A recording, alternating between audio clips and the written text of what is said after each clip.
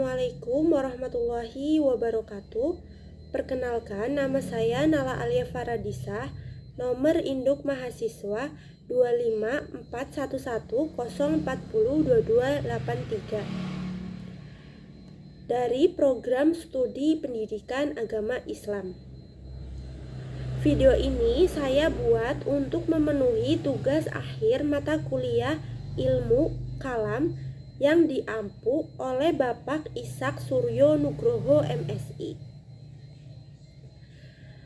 Pada video ini saya akan membahas 4 materi utama, yaitu yang pertama pengertian ilmu kalam secara bahasa dan istilah. Yang kedua, peristiwa terbunuhnya Utsman bin Affan dan penyebab-penyebabnya terjadinya perang Siffin pada masa pemerintahan Ali bin Abi Thalib.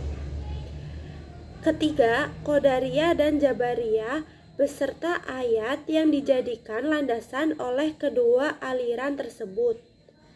Keempat, persamaan dan perbedaan antara ilmu kalam, tasawuf, dan filsafat. Baik, langsung saja kita masuk ke pembahasan pertama. Yang pertama, pengertian ilmu kalam secara bahasa dan istilah. Secara bahasa, ilmu kalam berasal dari kata bahasa Arab. Yang pertama ada ngilmun, yang artinya ilmu, pengetahuan, dan pemahaman. Yang kedua ada kalam, yang berarti pembicaraan, perkataan, dan pembahasan. Jadi, secara bahasa, ilmu kalam merupakan perkataan, ucapan, atau pembicaraan mengenai persoalan akidah, terutama ketika munculnya berbagai pemikiran yang dianggap menyimpang dari ajaran Islam. Selain itu, ilmu kalam, ilmu juga dikenal dengan nama ilmu tauhid karena membahas keesaan Allah, serta disebut usuluddin karena membahas pokok-pokok agama.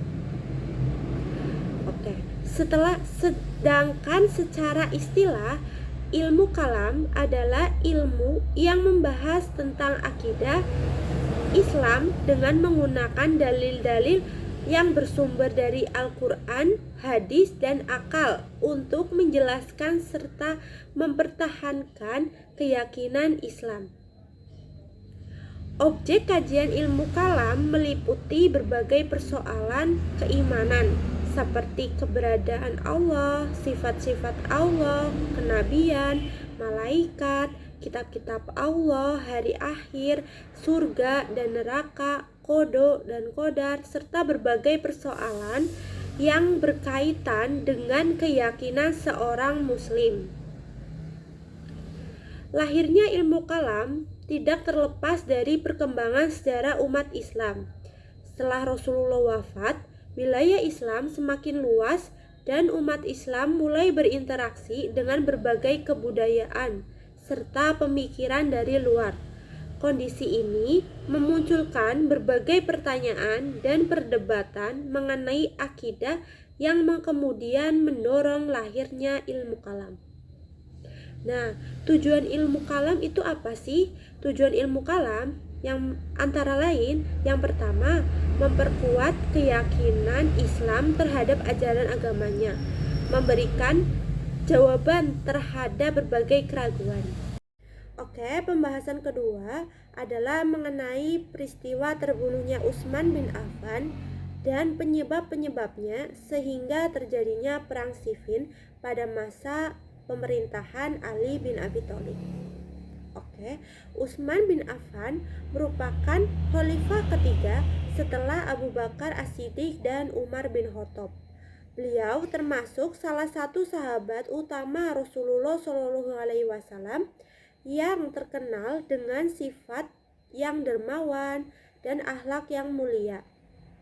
Masa pemerintahan Utsman berlangsung selama kurang lebih 12 tahun.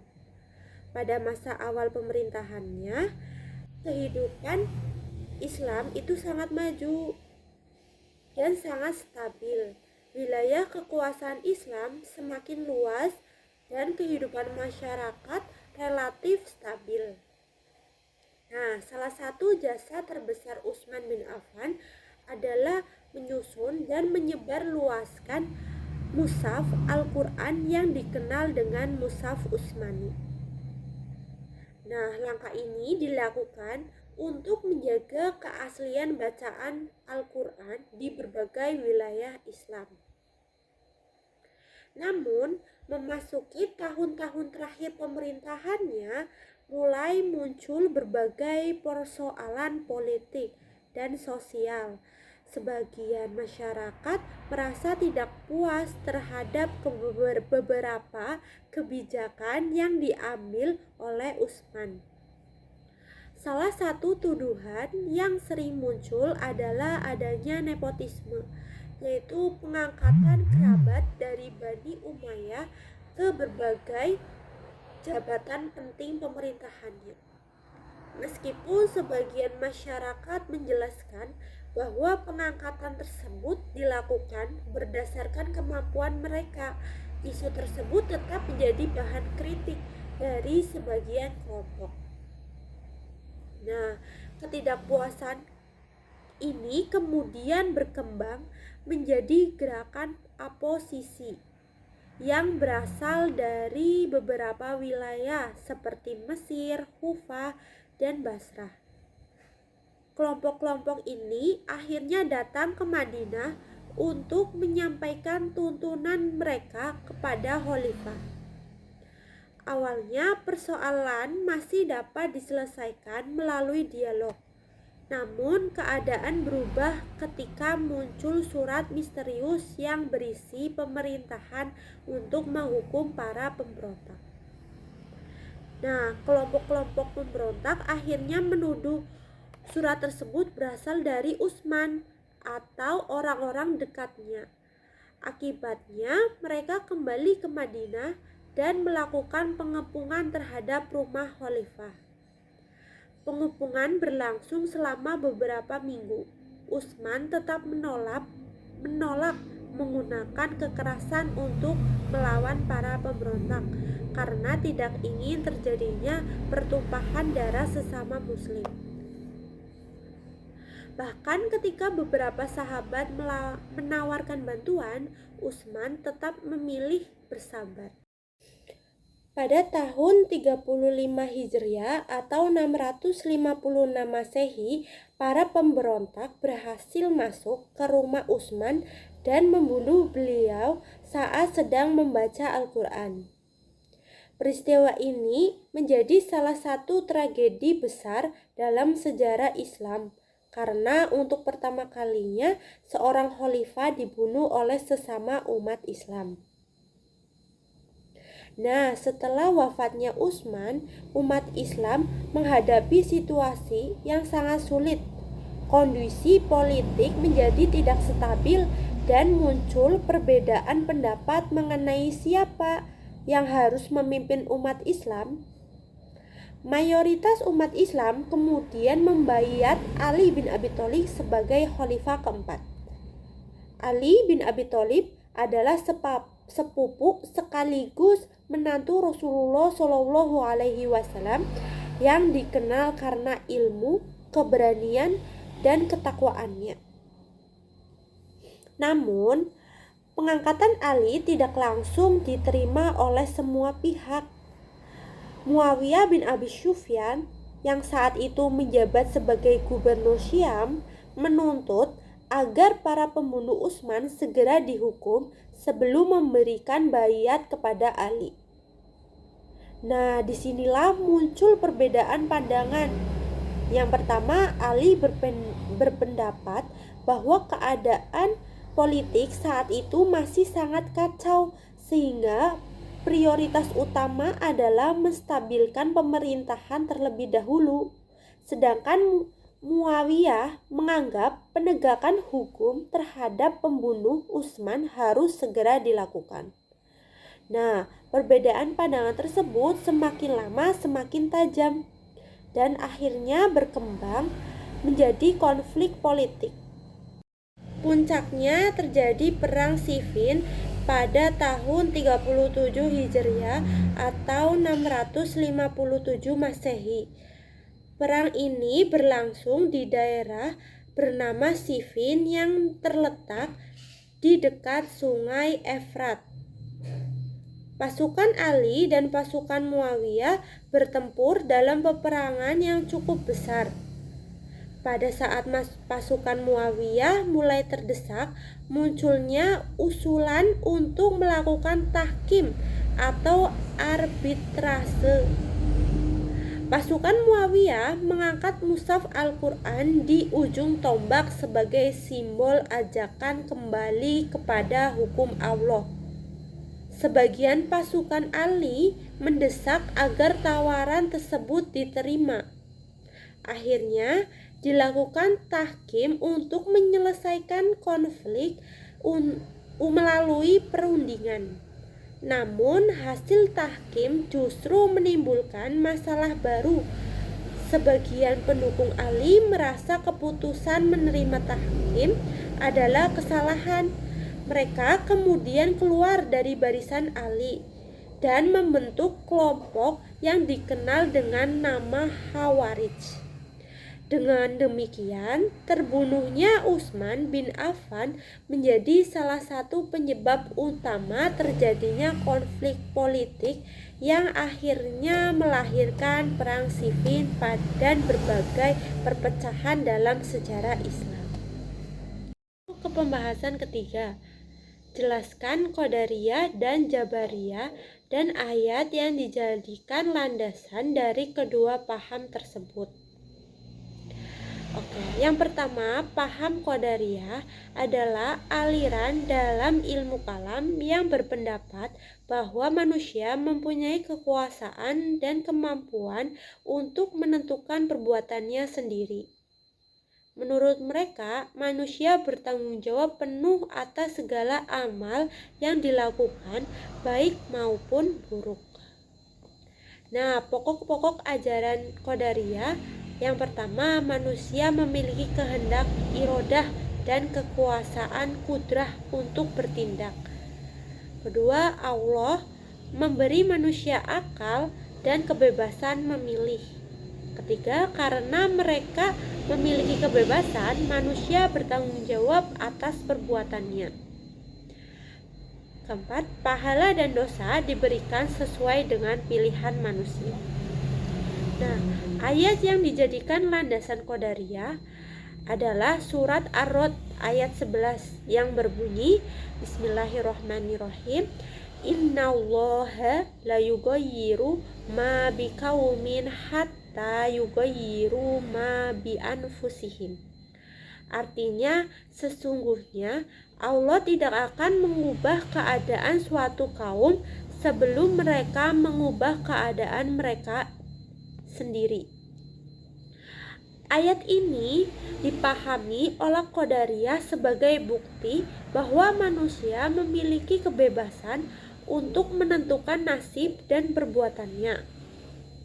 Yang kedua ada surah Al-Kahfi ayat 29 yang berbunyi Bismillahirrahmanirrahim, faman syaa'a falyu'min wa man syaa'a falyakfur. Artinya, maka barang siapa yang ingin beriman, hendaklah ia beriman, dan barang siapa yang ingin kafir, biarlah dia kafir. Ayat ini menunjukkan adanya kebebasan manusia dalam memilih. Yang kedua ada paham Jabariyah. Jabariyah adalah aliran yang berpendapat bahwa semua perbuatan manusia telah ditentukan oleh Allah. Manusia tidak mempunyai kebebasan memilih dan hanya menjalankan apa yang telah ditakdirkan. Pokok-pokok ajaran Jabariyah adalah segala sesuatu terjadi atas kehendak Allah dan manusia tidak memiliki kekuasaan yang hakiki atas perbuatannya. Takdir Allah bersifat mutlak. Nah, ayat yang dijadikan landasan Jabariyah adalah surat As-Saffat ayat 96 yang berbunyi Bismillahirrahmanirrahim, wallahu khalaqakum wa ma ta'malun. Artinya, padahal Allah lah yang menciptakan kamu dan apa yang kamu perbuat. Ayat ini dipahami Jabariyah bahwa seluruh perbuatan manusia diciptakan oleh Allah. Yang kedua ada surah Al-Takwir ayat 29 yang berbunyi Bismillahirrahmanirrahim. Fama tasyauna ila an yasya Allahu rabbul alamin. Artinya, dan kamu tidak dapat menghendaki kecuali apabila dihendaki Allah, Tuhan seluruh alam. Ayat ini dijadikan dasar bahwa kehendak manusia berada di bawah kehendak Allah. Nah, perbedaan Qadariyah dan Jabariyah. Perbedaan Qadariyah, manusia bebas menentukan perbuatannya, sedangkan Jabariyah, manusia tidak memiliki kebebasan penuh. Kesimpulannya, Qadariyah menekankan kebebasan manusia dalam berkehendak dan berbuat, sedangkan Jabariyah menekankan kekuasaan mutlak atas seluruh perbuatan manusia. Oke, pembahasan terakhir adalah persamaan dan perbedaan antara ilmu kalam, tasawuf, dan filsafat. Pengertian ilmu kalam adalah ilmu yang membahas tentang akidah atau keyakinan dalam Islam dengan menggunakan dalil-dalil rasional dan dalil-dalil nakli, yaitu Al-Quran dan hadis. Ilmu ini bertujuan untuk mempertahankan dan menjelaskan ajaran akidah Islam dari berbagai keraguan atau tantangan pemikiran. Pembahasan ilmu kalam meliputi kekuasaan Allah, sifat-sifat Allah, kenabian, hari akhir, qada dan qadar, serta persoalan-persoalan keimanan lainnya. Pengertian tasawuf. Tasawuf adalah ilmu yang mempelajari cara membersihkan hati, mendekatkan diri kepada Allah melalui pembinaan akhlak dan ibadah. Fokus utama tasawuf adalah bukan hanya memahami agama secara teori, tetapi juga mengamalkan dan merasakan kedekatan spiritual dengan Allah. Tasawuf mengajarkan sifat-sifat terpuji seperti ikhlas, sabar, tawakal, zuhud, dan syukur, serta berusaha menghilangkan sifat-sifat tercela seperti ria, sombong, dengki, dan hasad. Sedangkan pengertian filsafat adalah ilmu yang berusaha mencari hakikat kebenaran melalui pemikiran yang rasional, logis, dan sistematis. Dalam tradisi Islam, filsafat digunakan untuk memahami berbagai persoalan tentang Tuhan, manusia, alam semesta, dan kehidupan. Para filsuf Muslim menggunakan akal sebagai alat utama untuk menemukan dan menjelaskan kebenaran. Persamaan ilmu kalam, tasawuf, dan filsafat. Terdapat beberapa persamaan antara ketiga disiplin ilmu tersebut. Yang pertama, ketiganya sama-sama membahas tentang Tuhan dan hubungan manusia dengan Tuhan. Yang kedua, ketiganya bertujuan mencari kebenaran dan meningkatkan pemahaman manusia terhadap ajaran agama. Ketiga, ketiganya berusaha menjawab berbagai persoalan kehidupan manusia, baik yang berkaitan dengan keimanan, moral, maupun tujuan hidup. Keempat, ketiganya berkembang dalam peradaban Islam dan memberikan kontribusi besar terhadap perkembangan ilmu pengetahuan Islam. Perbedaan ilmu kalam, tasawuf, dan filsafat. Meskipun memiliki tujuan yang sama, tetapi ketiganya berbeda dalam metode dan fokus kajian. Yang pertama, dari segi fokus kajian, ilmu kalam berfokus pada persoalan akidah dan keyakinan, tasawuf berfokus pada kenyucian jiwa dan pembinaan akhlak, sedangkan filsafat berfokus pada pencarian hakikat segala sesuatu melalui akal dan logika. Kedua, dari segi metode, Ilmu kalam menggunakan dalil-dalil Al-Quran, hadis, dan argumentasi rasional untuk mempertahankan akidah. Tasawuf menggunakan latihan spiritual, ibadah, zikir, dan pengamalan batin. Filsafat menggunakan akal, logika, analisis, dan pemikiran kritis. Dari segi tujuan ilmu kalam adalah memperkuat keimanan dan membela ajaran Islam. Tujuan tasawuf adalah mencapai kedekatan dengan Allah dan memperoleh kebersihan hati. Sedangkan tujuan filsafat adalah menemukan hakikat dan kebenaran rasional. Kesimpulannya, dari penjelasan tersebut dapat disimpulkan bahwa ilmu kalam, tasawuf, dan filsafat merupakan 3 cabang ilmu yang penting dalam kehidupan Islam. Ilmu kalam menekankan aspek keyakinan atau akidah. Tasawuf menekankan aspek spiritual dan akhlak, sedangkan filsafat menekankan penggunaan akal dan logika dalam mencari kebenaran. Walaupun berbeda dalam metode dan fokus kajian, ketiganya memiliki tujuan yang sama, yaitu membantu manusia memahami kebenaran, meningkatkan kualitas diri, serta mendekatkan diri kepada Allah. Sekian materi yang saya sampaikan. Apabila terdapat kekurangan dan kesalahan dalam penyampaian, saya minta maaf. Sekian dari saya. Wassalamualaikum warahmatullahi wabarakatuh.